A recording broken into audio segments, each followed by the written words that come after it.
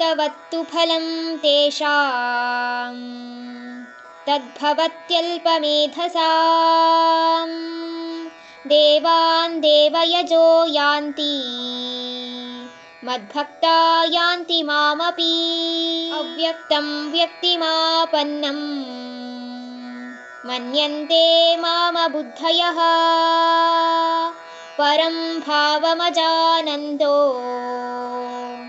ಮಮಾವ್ಯಯಮನುತ್ತಮಂ.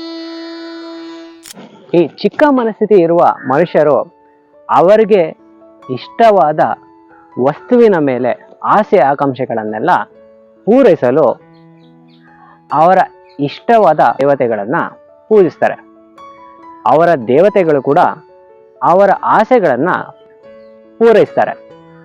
ಮತ್ತು ಈ ಆಸೆಗಳಿಗೆ ಒಂದು ಕೊನೆ ಅಂತಲೂ ಇರುತ್ತೆ.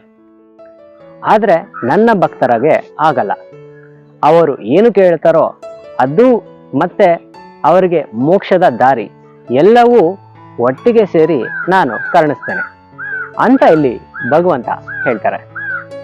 ಯಾರು ನನ್ನ ಅಸ್ತಿತ್ವ ಇರುವುದನ್ನೇ ಮರೆತು ನಾನು ಕೂಡ ಎಲ್ಲರಂತೆ ಪುನರ್ಜನ್ಮವನ್ನು ಈ ಪಾಪ ಪುಣ್ಯ ಕರ್ಮಗಳಿಂದ ಪಡಿತೇನೆ ಅಂತ ಅಂದ್ಕೊಂಡಿರ್ತಾರೋ ಅವರಿಗೆ ಈ ಮೂಢತನ ಆವರಿಸಿರುತ್ತೆ.